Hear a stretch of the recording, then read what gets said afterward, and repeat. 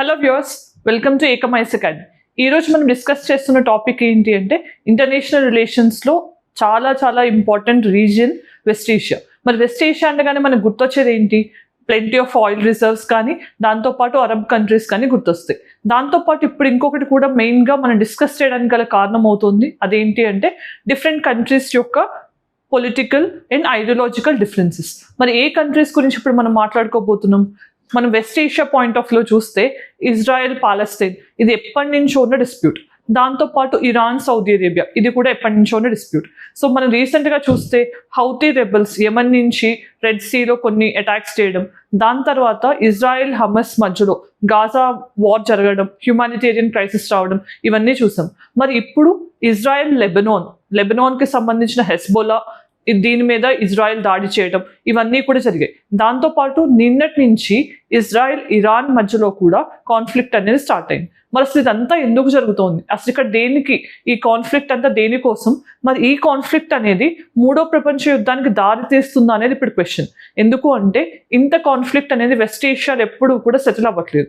అంటే ఇజ్రాయెల్ కానీ US alloys ఒక సైడ్ ఉంటున్నాయి, అరబ్ కంట్రీస్ అన్ని ఇంకొక సైడ్ ఉంటున్నాయి మోస్ట్ ఆఫ్ ద టైమ్స్. మరి అసలు ఈ సెటిల్మెంట్ అనేది ఉంటుందా, లేకపోతే ఎప్పటికైనా ఈ కాన్ఫ్లిక్ట్ అనేది డిలే అవుతుంది తప్ప ఇది రూల్ అవుట్ అవ్వట్లేదా అనేది ఒకసారి అర్థం చేసుకుందాం.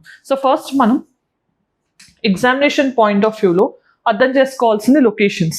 మరి లొకేషన్స్ విషయానికి వస్తే మనం తెలుసుకోవాల్సింది ఏంటి?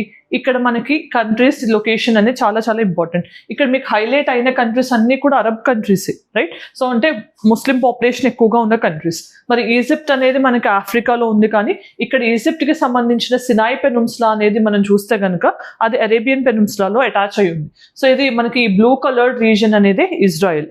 అండ్ ఇక్కడ ఈ కొంచెం ఆరెంజ్ కలర్లో అండ్ ఇక్కడ ఉంది కదా, దాన్ని గాజా అండ్ వెస్ట్ బ్యాంక్ అని అంటాం. అది పాలస్తీన్ ఉన్న ఏరియా.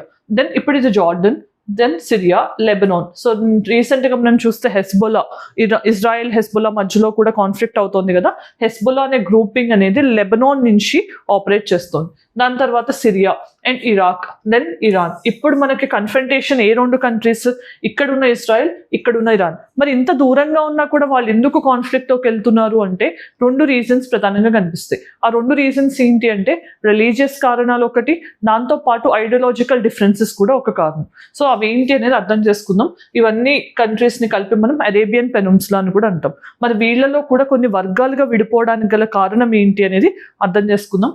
దెన్ అసలు ఇక్కడ మనం డిస్కస్ చేసే వీడియో అంశాలు ఏంటి అంటే YN news reasons for Israel and Iran conflict ఎందుకు జరుగుతోంది, రీసెంట్ ఈవెంట్స్, ఇప్పుడు మధ్యలో జరిగిన కొన్ని ఈవెంట్స్, దీన్ని ఇంకా ఇంక్రీజ్ చేయాల్సిన ఈవెంట్స్ ఏంటి, అలానే ఇంప్లికేషన్స్ ఏంటి, అసలు ఇరాన్ ఇజ్రాయెల్ కాన్ఫ్లిక్ట్ వల్ల మనకు వచ్చే ప్రభావం ఏంటి అనేది, అండ్ ఎఫర్ట్స్ ఏంటి, ఆల్రెడీ తీసుకున్న ఎఫర్ట్స్ ఏంటి, దాంతోపాటు వే ఫార్వర్డ్ ఏంటి అనేది అర్థం చేసుకుందాం. ఇది ఐఆర్ పాయింట్ ఆఫ్ వ్యూలో ఇంపార్టెంట్ టాపిక్. దెన్ ఇప్పుడు మనం డిస్కస్ చేస్తుంది దేని గురించి? రీసెంట్గా ఇరాన్ అనేది ఇజ్రాయెల్ మీదకి కొన్ని బాలిస్టిక్ మిసైల్స్ని వదలడం జరిగింది.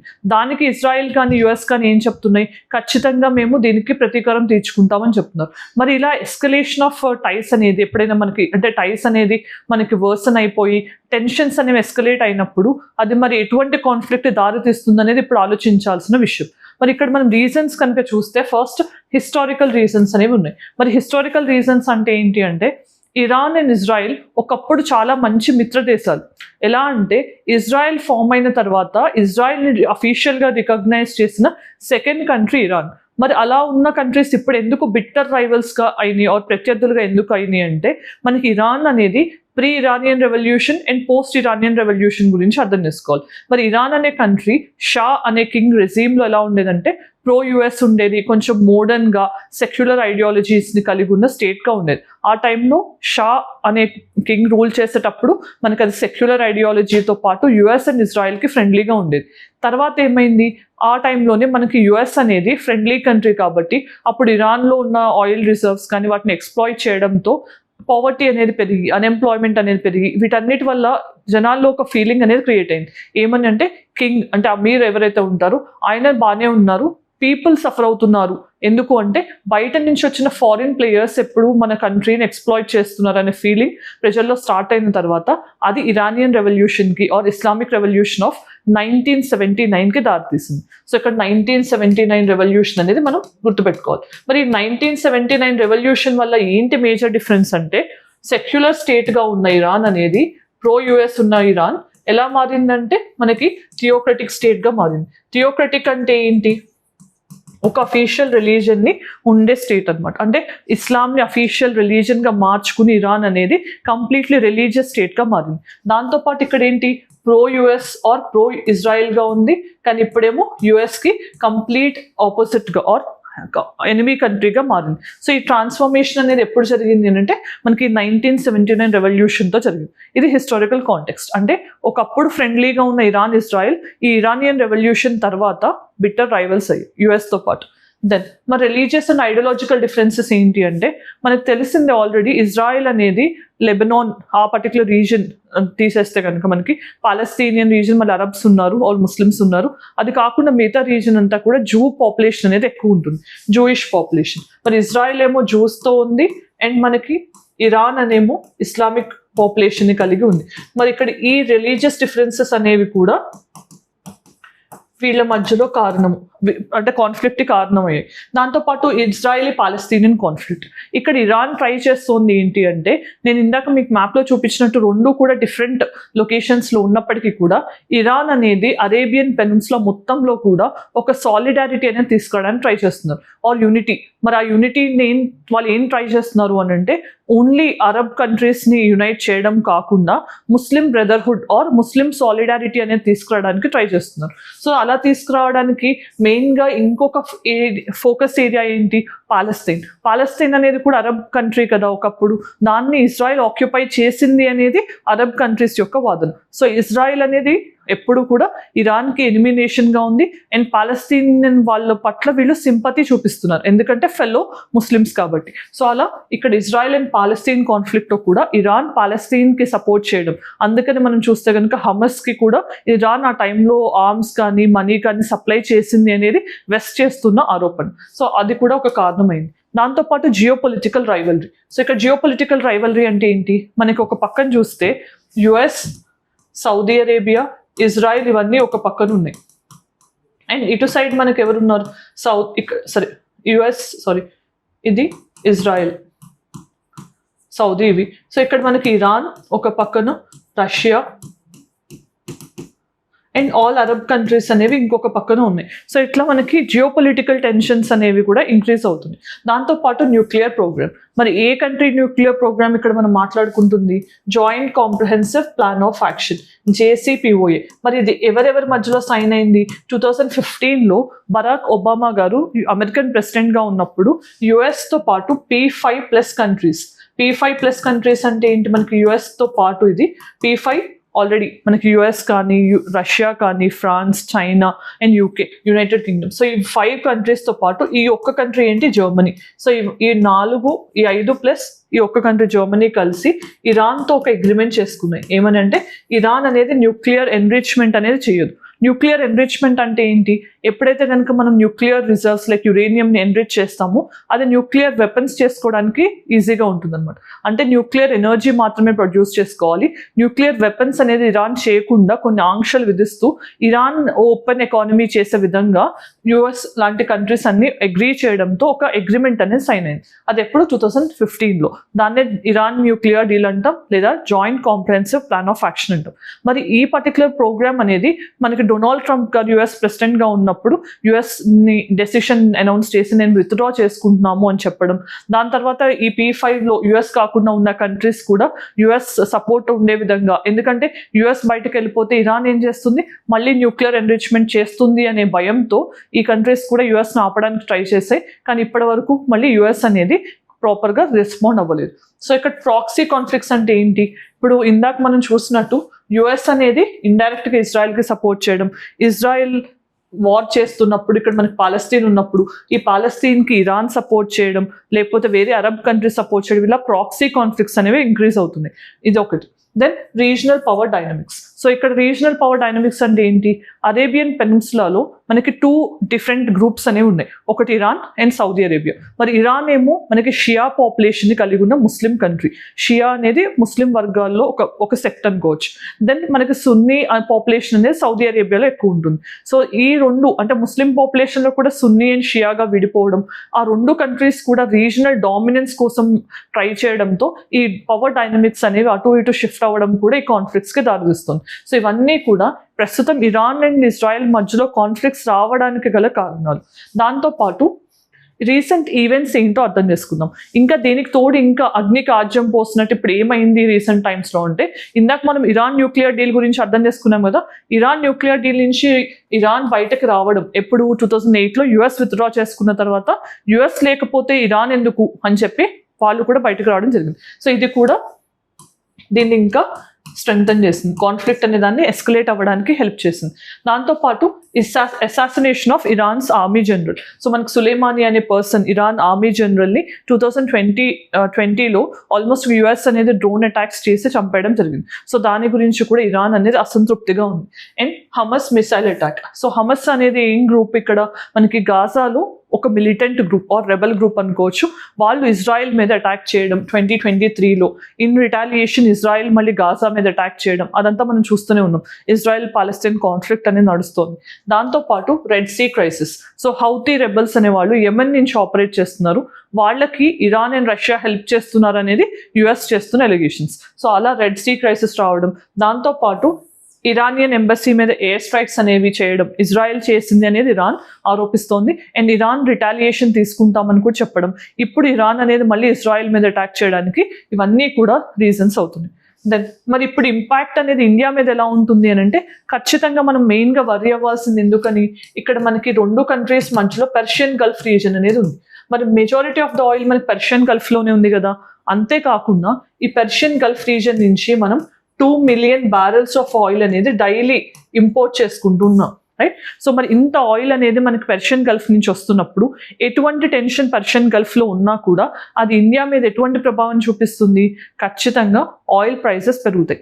ఆయిల్ ప్రైసెస్ పెరిగాయి అని అంటే ఇన్ఫ్లేషన్ పెరుగుతుంది, ఇన్ఫ్లేషన్ పెరిగితే ఎకనామిక్ గ్రోత్ అనేది డిస్టర్బ్ అవుతుంది. సో అది ఎకనామిక్ ఇంప్లికేషన్. దాంతోపాటు మనం వరి అవ్వాల్సింది ఎందుకు అంటే డయాస్పోరా గురించి. మరి డయాస్పోరా అంటే ఏంటి, మనకి జనాలు ఇండియన్ పాపులేషన్ ఎవరైతే ఉంటారో వాళ్ళు ఫారిన్ కంట్రీస్లో సెటిల్ అయ్యి ఉన్న వాళ్ళని డయాస్పోరా అంటాం. మరి మనకి జనరల్గా చూస్తే కనుక యుఎస్ అనేది ఎక్కువ ఇండియన్స్ని రిసీవ్ చేసుకున్న కంట్రీగా ఉంటుంది. దాని తర్వాత జాగ్రఫికల్ వైజ్ చూస్తే కనుక వెస్ట్ ఏషియాలోనే ఎక్కువ మంది ఉన్నారు, ఎస్పెషల్లీ బ్లూ కాలర్ జాబ్స్ చేస్తూ చాలా మంది ఇండియా నుంచి వెళ్ళి వెస్ట్ ఏషియన్ కంట్రీస్లో కన్స్ట్రక్షన్ వర్కర్స్గా కానీ ఆయిల్ రిఫైనరీస్లో కానీ వర్క్ చేస్తూ ఉన్నారు. మరి వీళ్ళందరూ సిగ్నిఫికెంట్గా మన కంట్రీకి రెమిటెన్సెస్ని కూడా పంపిస్తున్నారు, అది కూడా ఇంపాక్ట్ అయ్యే ఛాన్స్ ఉంది. అలానే వీళ్ళందరూ కూడా అక్కడ హ్యుమానిటేరియన్ క్రైసిస్లో చిక్కుకునే ఛాన్స్ కూడా ఉంది. సో ఇండియా అందుకని ఎప్పుడైనా ఏదైనా క్రైసిస్ జరిగితే వేరే కంట్రీస్లో డిఫరెంట్ ఆపరేషన్స్ అనే వాటిని లాంచ్ చేసి వాళ్ళని రెస్క్యూ చేస్తూ ఉంటారు. ఎందుకంటే డయాస్పోరాని ప్రొటెక్ట్ చేయడం కూడా మన కంట్రీ యొక్క మెయిన్ రెస్పాన్సిబిలిటీ. అలానే మనకి ఈ రీసెంట్ టైమ్స్లో ఆపరేషన్ కావేరీ అనేది లాంచ్ చేశారు. మరి అది ఏ కంట్రీకి సంబంధించిన రెస్క్యూ ఆపరేషన్ అనేది ఆన్సర్ కామెంట్ సెక్షన్లో చెప్పండి. దెన్ కనెక్టివిటీ అనేది కూడా చాలా ఇంపార్టెంట్. ఎందుకు అంటే మనం రీసెంట్ టైమ్స్లో చూస్తే కనుక ఇండియా ఇరాన్లో చాబహార్ పోర్ట్ అనేది డెవలప్ చేస్తుంది. సో ఇది గ్వదర్ పోర్ట్ మనకి పాకిస్తాన్లో ఏదైతే చైనా డెవలప్ చేస్తుందో దానికి కౌంటర్గా ఉండాలి. మనం వెస్ట్ ఏషియాలో కానీ సెంట్రల్ ఏషియా కానీ మనం యాక్సెస్ కానీ కనెక్టివిటీ కానీ పెంచుకోవాలనే రీజన్తో మనం చాబహార్ పోర్ట్ని ఇరాన్లో డెవలప్ చేస్తున్నాం. మరి ఇదొక విషయం. దాంతోపాటు ఇండియా, రష్యా, ఇరాన్ INSTC అనే ప్రాజెక్ట్ కూడా టేకప్ చేశారు, international north south transport corridor. మరి ఇది కూడా ఒక కనెక్టివిటీ ప్రాజెక్ట్ సెంట్రల్ ఏషియాకి అండ్ యూరోప్కి మన యాక్సెస్ పెంచడానికి. దాంతోపాటు మనం రీసెంట్గా India middle east Europe economic corridor, మరి దీన్ని కూడా IMEC అంటాం కదా, India middle east Europe economic corridor. దీన్ని రీసెంట్గా G20 సమ్మిట్లో మనం ఇనాగ్రేట్ చేసుకున్నాం కదా, middle east Europe and India connectivity కోసం. మరి ఇవన్నీ కూడా క్వశ్చన్ మార్క్లో పడతాయి. సో ఇప్పుడు ఎటువంటి టెన్షన్ ఉన్నా కూడా వెస్ట్ ఏషియాలో ఈ ప్రాజెక్ట్స్ అన్నీ ఖచ్చితంగా ఇంపాక్ట్ అవుతాయి.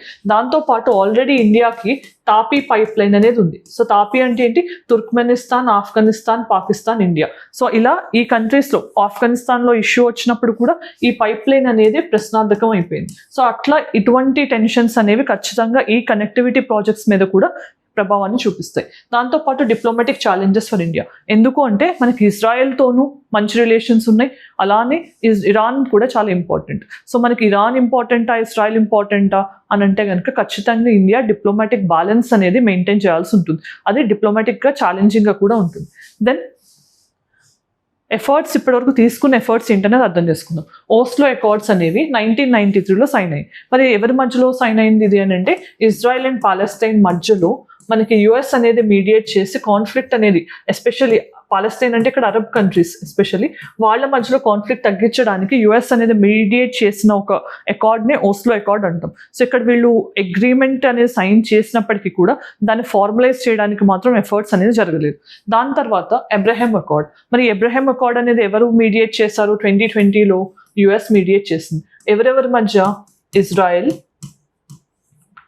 UAE, United Arab Emirates and Bahrain. So ఈ కంట్రీస్ మధ్యలో యుఎస్ అనేది ఎందుకో ఇక్కడ కాన్ఫ్లిక్ట్ అంటే మనకి వీళ్ళు ఈ రెండు కంట్రీస్ కూడా చూస్తే అరబ్ కంట్రీస్, ఇదేమో ఇజ్రాయెల్. మరి ఈ ఇజ్రాయెల్ అనేది పాలస్తీన్ని ఆక్యుపై చేస్తే fellow Arab countries or Muslim population మీద దాడి జరిగినట్టే అని భావించి అన్ని అరబ్ కంట్రీస్ కూడా ఇజ్రాయెల్ని బాయ్కాట్ చేయడం, వాళ్ళతో డిప్లొమాటిక్ రిలేషన్స్ పెట్టుకోకుండా ఆపడం జరిగింది.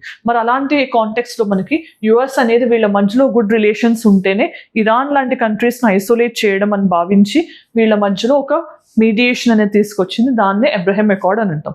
మరి దీని రిజల్ట్ ఏంటి అంటే మనకి I2U2. I2U2 అంటే ఏంటి? India, Israel, USA and UAE.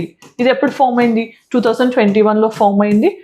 దీన్ని ఏమంటాం మనం? వెస్ట్ ఏషియన్ క్వాడ్ అని అంటాం, లేదా క్వాడ్ 2.0 అని కూడా అంటున్నాం, రైట్? సో ఇది గుర్తుపెట్టుకోవాలి. Then Arab peace initiative. మరి ఇదేంటి అంటే అరబ్ కంట్రీస్ ఇజ్రాయెల్ పాలస్తీన్కి సంబంధించి ఒక పీస్ ఇనిషియేటివ్ని ప్రపోజ్ చేయడం జరిగింది. దీన్ని అరబ్ లీగ్ అనే గ్రూపింగ్ కూడా ఎండోర్స్ చేయడం జరిగింది. ఇది అరబ్ కంట్రీస్లో పీస్ తీసుకురావడానికి లాంచ్ చేసిన ఇనిషియేటివ్ 2023-24లోనే జరిగింది. దెన్ ఇండియాస్ రోల్ ఏంటి? మరి ఇలాంటి కాన్ఫ్లిక్ట్స్ వచ్చినప్పుడు ఇండియా ఎలాంటి రోల్ ప్లే చేస్తుంది అని అంటే డిప్లొమాటిక్ రిలేషన్స్ అనే వాటిని మెయింటైన్ చేస్తూ ఉండాలి. సో మనకి ఇరాన్ కానీ ఇజ్రాయెల్ కానీ రెండూ కూడా ఇంపార్టెంట్ కాబట్టి ఒక కంట్రీ కోసం ఇంకొక కంట్రీని మనం కాంప్రమైజ్ చేయలేం. ఇలాంటి టైంలోనే మనం మిడిల్ పాత్ అనేది ఫాలో అవ్వాల్సి ఉంటుంది.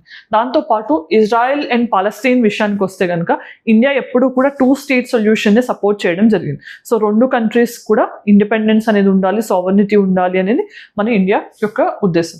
దాంతోపాటు humanitarian assistance. So Gaza war జరిగినప్పుడు కానీ, హ్యుమానిటేరియన్ క్రైసిస్ వచ్చినప్పుడు కానీ, లేకపోతే ఎటువంటి సిచ్యువేషన్లో రష్యా యుక్రెయిన్ కానీ ఎక్కడైనా ఇలాంటి వార్ కానీ కాన్ఫ్లిక్ట్ వచ్చినప్పుడు కానీ ఖచ్చితంగా ఇండియా అనేది హ్యుమానిటేరియన్ అసిస్టెన్స్ అనేది ఫుడ్ కానీ, మెడిసిన్ రిలీఫ్ కానీ ఇలాంటి వాటిని పంపిస్తూ మన యొక్క డెమోక్రటిక్ ప్రిన్సిపల్స్ని మనం ఎగ్జర్ట్ చేస్తూ ఉన్నాం. దెన్ వే ఫార్వర్డ్ ఏం చేయాలి ఇక్కడ మనం అంటే ఎప్పుడూ కూడా డైలాగ్ అనే డిప్లొమసీ అనేది ఉండాలి. సో మనకి డైలాగ్ డిప్లొమసీ అనేది ఇంటర్నేషనల్ రిలేషన్స్లో చాలా ఇంపార్టెంట్. అదే సొల్యూషన్గా మనం సైట్ చేయాల్సి ఉంటుంది. దాంతోపాటు పీస్ అండ్ స్టెబిలిటీ అనేది కూడా వెస్ట్ ఏషియన్ రీజియన్లో చాలా ఇంపార్టెంట్. దాంతోపాటు ఎప్పుడూ కూడా మనం రీజనల్ కోఆపరేషన్ అనేది ఉండే విధంగా మెషర్స్ తీసుకోవాల్సి ఉంటుంది. మరి ఒకటే బ్లాక్ ఒకటే రీజియన్లో ఉన్న ఈ కంట్రీస్ అన్నిటి మధ్యలో ఒక సయోధ్య అనేది డెవలప్ చేయడానికి మిగతా కంట్రీస్ లైక్ ఇండియా కానీ, US కానీ, రష్యా కానీ వీళ్ళందరూ కూడా ఎఫర్ట్స్ తీసుకోవాల్సిన అవసరం చాలా ఉంది. దెన్ మరి ఈరోజు ప్రాక్టీస్ క్వశ్చన్ ఏంటనే చూద్దాం. So which of the following countries in the south west Asia does not open to the Mediterranean sea? ఇది ఆల్రెడీ యూపీఎస్సీ ప్రిలిమ్స్లో అడిగిన క్వశ్చన్. ఇలాంటి క్వశ్చన్స్ అనేవి యూపీఎస్సీ ఖచ్చితంగా అడుగుతూనే ఉంది. ఎందుకంటే మీరు గత కొన్ని సంవత్సరాల నుంచి చూస్తే కనుక ఎవ్రీ ఇయర్ ప్రిలిమ్స్లో మెడిటరేనియన్ సీ కానీ వెస్ట్ ఏషియన్ రీజన్ గురించి క్వశ్చన్ లేకుండా యూపీఎస్సీ ప్రిపేర్ చేయట్లేదు. సో ఖచ్చితంగా మీకు వెస్ట్ ఏషియా అనేది ఎప్పుడూ కూడా యూపీఎస్సీకి ఒక హాట్ కేక్ లాగా ఉంటుంది. సో దాన్ని మీరు ఖచ్చితంగా మ్యాపింగ్ పాయింట్ ఆఫ్ వ్యూలో చూసి ఆన్సర్ చేయండి. దెన్ మెయిన్స్ క్వశ్చన్ ఏంటో చూద్దాం.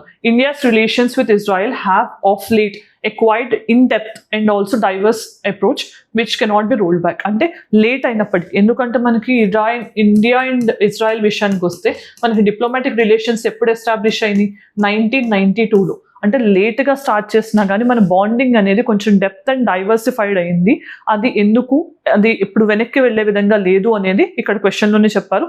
దాన్ని మనం రీసెంట్ ఎగ్జాంపుల్స్ అను రీజనల్ కోఆపరేషన్ మనం ఏమైతే చేసాము, ఏ ఫీల్డ్స్లో ఉంది మనకి, ఇవన్నీ డిస్కస్ చేస్తూ ఎగ్జాంపుల్స్తో పాటు రాస్తే మీ ఆన్సర్ బాగుంటుంది. దెన్ ఈరోజు మనం ఏం టాపిక్ డిస్కస్ చేసాం, ఐఆర్కి సంబంధించి most burning issue Iran and Israel మధ్యలో కాన్ఫ్లిక్ట్ అనేది ఇప్పుడు వరల్డ్ వార్ 3కి దారితీస్తుంది అనేది మెయిన్ క్వశ్చన్. సో ఎక్స్పర్ట్స్ చెప్పేది ఏంటంటే వెస్ట్ ఏషియాలో ఇజ్రాయెల్ అండ్ ఇరాన్ కానీ లేకపోతే హెస్బుల్లా, హమస్, దీన్నే మనం యాక్సిస్ ఆఫ్ రెసిస్టెన్స్ అంటాం. యాక్సిస్ ఆఫ్ రెసిస్టెన్స్ అంటే ఏంటి, ఇరాన్, హమస్ ఏమో గాజా నుంచి, దెన్ హౌతీస్ ఏమో యెమెన్ నుంచి, హెస్బుల్లా అనేది లెబనాన్ నుంచి, వీళ్ళందరూ కూడా యుఎస్కి అగెయిన్స్ట్గా ఫైట్ చేస్తున్నారు కదా, ఈ ఎలైస్ని మనం యాక్సిస్ ఆఫ్ రెసిస్టెన్స్ అంటాం. సో వీళ్ళకి మధ్యలో ఏదో ఒక కంట్రీ అనేది ఖచ్చితంగా లీడ్ తీసుకుని ఇజ్రాయెల్ని ఆర్ యుఎస్ని టార్గెట్ చేస్తూ ఉంది అండ్ వాళ్ళు కూడా రిటాలియేట్ చేస్తున్నారు. సో ఇది ఖచ్చితంగా వరల్డ్ వార్ 3కి దారి తీస్తుంది అని మాత్రమే ఎక్స్పర్ట్స్ చెప్తున్నారు, కానీ అది డిలే అవుతుంది, ప్రస్తుతానికి ఆగొచ్చు, కానీ ఎప్పటికైనా ఇదే కాన్ఫ్లిక్ట్ అనేది నెక్స్ట్ వస్తే కనుక వరల్డ్ వార్ దీనివల్లనే వస్తుంది అనేది చాలా మంది అభిప్రాయపడుతున్న అంశం. సో దీనికి ఖచ్చితంగా ఇండియా ఏం చేయాలి అనేది మనం చూసాం. దాంతోపాటు ఎఫర్ట్స్ ఇప్పటివరకు తీసుకున్నవి ఏంటి and reasons behind the conflict ఏంటి అనేది అలాంగ్ విత్ ప్రాక్టీస్ క్వశ్చన్స్ చూడటం జరిగింది. If you like the video, please let us know in the comment section. Thanks for watching. All the very best.